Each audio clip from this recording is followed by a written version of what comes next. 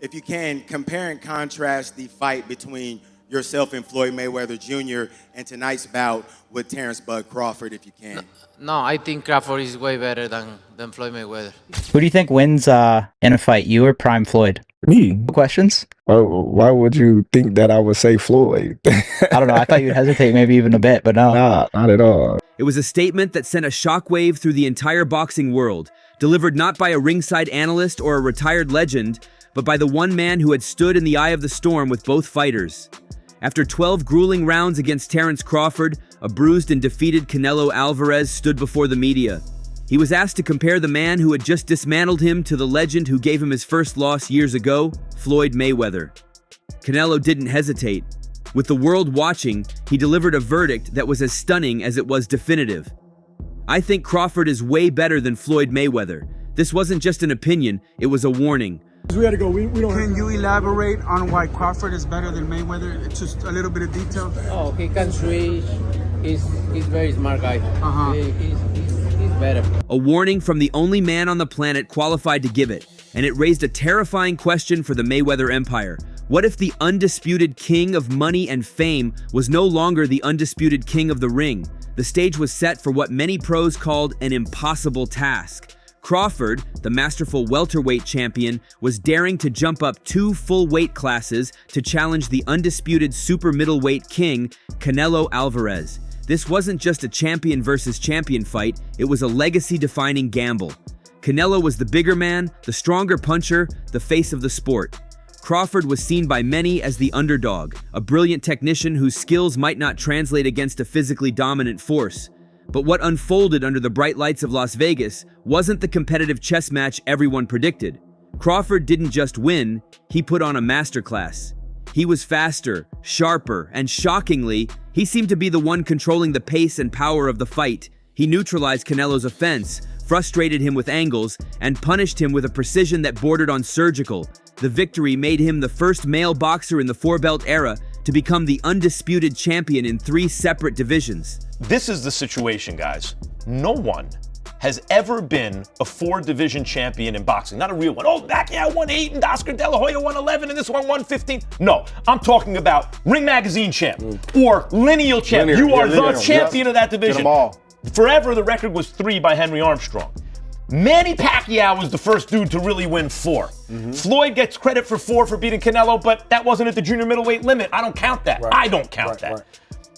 Terence Crawford just joined Manny Pacquiao as the only legit 4-division champion in the history of boxing. Legit. And he did it by jumping middle. He came lightweight, junior welter, then he won a belt at junior middle, not the whole championship, and then skipped middle to fight Canelo Alvarez for the undisputed, for the Ring Magazine super middleweight championship of the world, and left no doubts, including with Canelo, who was all class after the fight but knew what had just happened.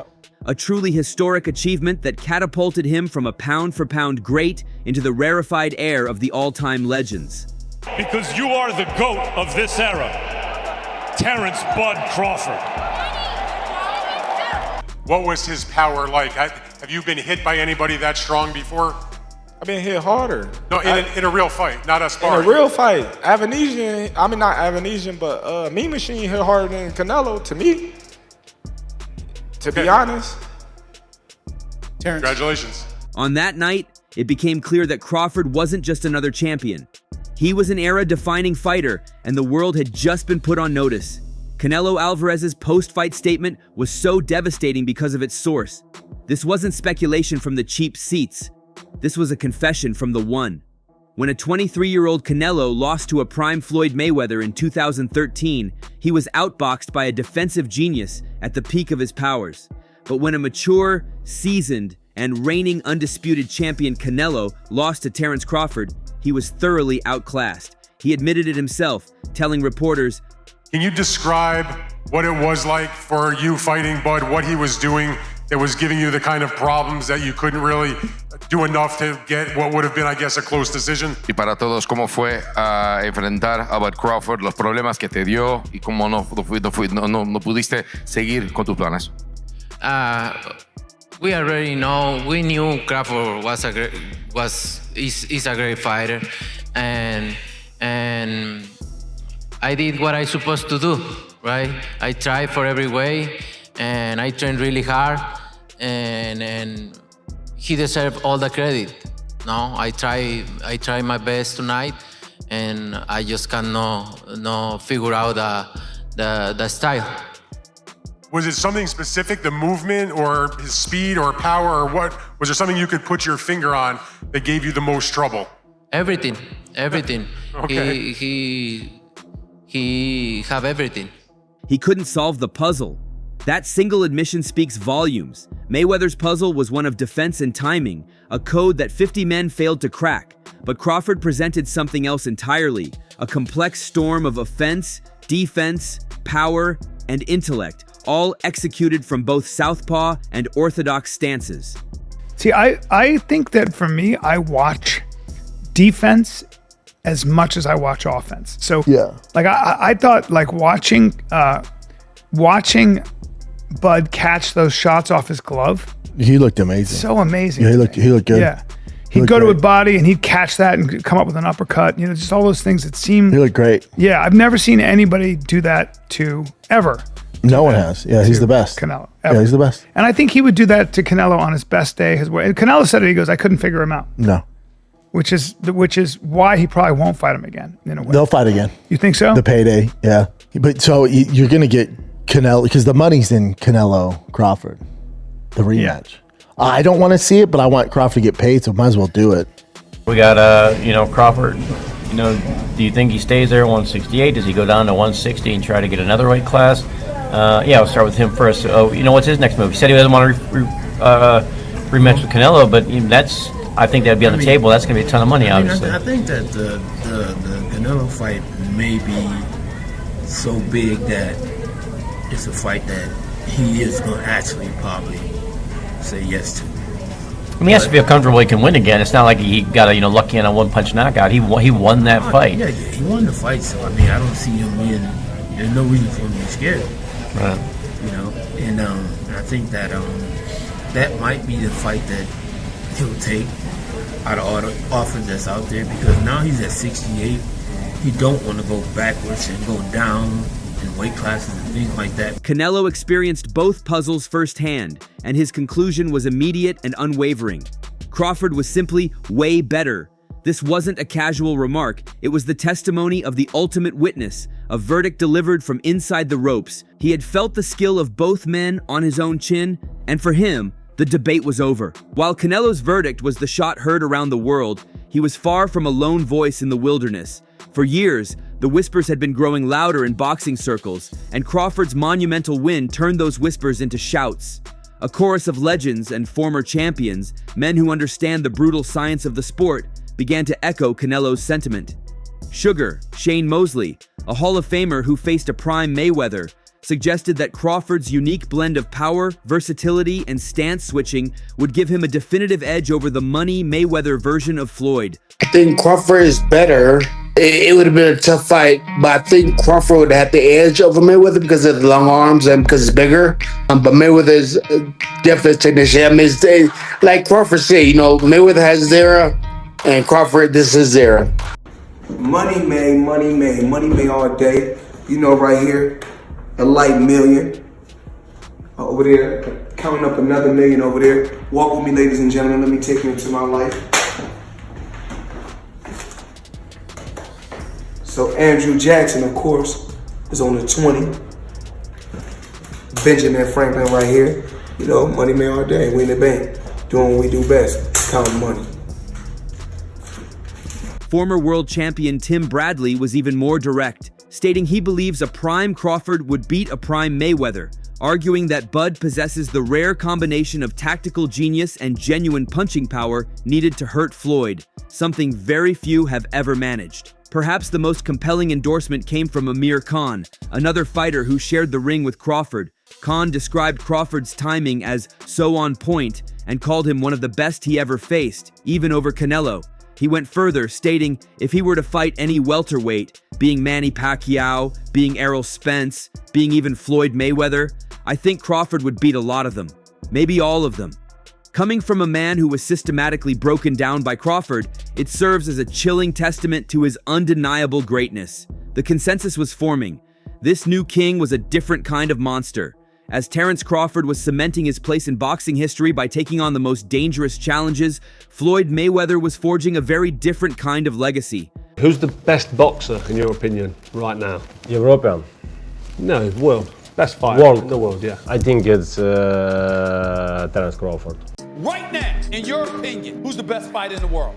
We can put Tank up there in the top 10 in pound for pound. He has to be somewhere in pound for pound. And Canelo done something that is amazing when Canelo was able to go to light heavyweight and become light heavyweight champion. Something that I didn't even see him going up that heavy, and he did that. So, but as of right now, I have to put Terence Crawford as number one. While Crawford collected championship belts, Mayweather was collecting massive paychecks from a string of controversial exhibition fights. When you look at Ryan and Tank, they make great money. That's really what it's about. But it's also about winning titles. And the dynamics of the sport of boxing has changed. I was able to bring MMA guys, YouTubers, guys from all walks of life into the sport of boxing to make crazy money. So is it really about the belt or is it about the money? The boxing world watched in a state of confusion and criticism as the man who called himself the best ever stepped into the ring with YouTubers, reality TV stars, and the grandsons of mobsters.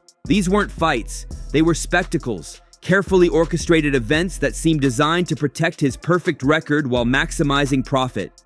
The backlash from the boxing community was swift and brutal. Promoter Eddie Hearn labeled one of the events absolutely horrendous, blasting Floyd for laughing at fans while admitting it was a bank heist.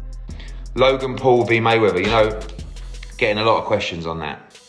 It's difficult because obviously I did Logan Paul against KSI, but that's a 50-50 fight. Logan Paul against Mayweather, it's not for me. But I think that the Mayweather fights are so naff, to be honest with you. But I don't actually mind, like, at least Aaron Chalmers will go out and he can box and he'll have a go and like whatever. But literally no one knows that is even happening. Someone has hired out the O2 Arena thinking they're going to sell out the O2 Arena with Floyd Mayweather and they are going to do a couple of 100,000 buys on pay-per-view. It's either going to get cancelled before Saturday or someone is going to do their absolute conkers or people are not going to get paid. Legendary champion and former rival Oscar De La Hoya called the exhibitions embarrassing and a mockery of boxing. Floyd Mayweather fought another exhibition against Gotti last Saturday. A real shit show that left the crowd booing in the arena at the end. But in the middle of the second round, Floyd literally had the referee swapped out. He didn't like that the referee told him to stop hitting behind the head. Floyd is used to having the refs do whatever he wants, and he wasn't getting his way this time. It was so embarrassing. Floyd, you're 50 years old. You're a legend in the sport. I've stood up for you in countless interviews, including Shannon Sharp's podcast last week. But you have to stop embarrassing yourself with these exhibitions. I know life is hard. I know life is expensive. But come on, dude, put your legacy first. Nobody wants to remember you like this. The criticism was clear. Mayweather was no longer competing for legacy, he was performing for cash. Each bizarre matchup chipped away at the mystique of his untouchable 50-0 record, replacing the image of a masterful tactician with that of a showman who valued money over the integrity of the sport that made him a global icon. Crazy that everybody keep asking me, why you not coming back to fight? Why you not coming back to fight? So I look at the fight game, I said, okay. I said, you know, fighters fighting, they make 3 million, 4 million, 6 million, 7 million. Some may make 10 or 20 million, but I'm doing exhibitions and I'm making 20, 25 million, 100 million for exhibitions. So why would I come back and fight and get a guaranteed 35 million when I'm doing exhibitions and getting 100 million? The story might be deeper than just simple greed. Whispers have long followed Mayweather about his lavish spending habits, and these rumors gained serious credibility when it was revealed that he owed a staggering $22.2 million to the IRS, a debt that forced him out of his professional retirement to fight Conor McGregor. His exhibitions, therefore, might be less about entertainment and more about necessity, a way to fund a billion-dollar lifestyle. Each multi-million-dollar payday from these events keeps the empire afloat. Of course, Mayweather himself paints a very different picture. He pushes back against his critics with a simple defense. He's a brilliant businessman. In his own words, people are just upset because he was smart enough to nuke the game. He compares himself to titans of industry like Warren Buffett and Bill Gates, arguing that if it's acceptable for them to make money late in life, it should be acceptable for a kid from the ghetto who worked his way to the top. So with age, I grew, got wisdom, got more savvy, and understood the business part.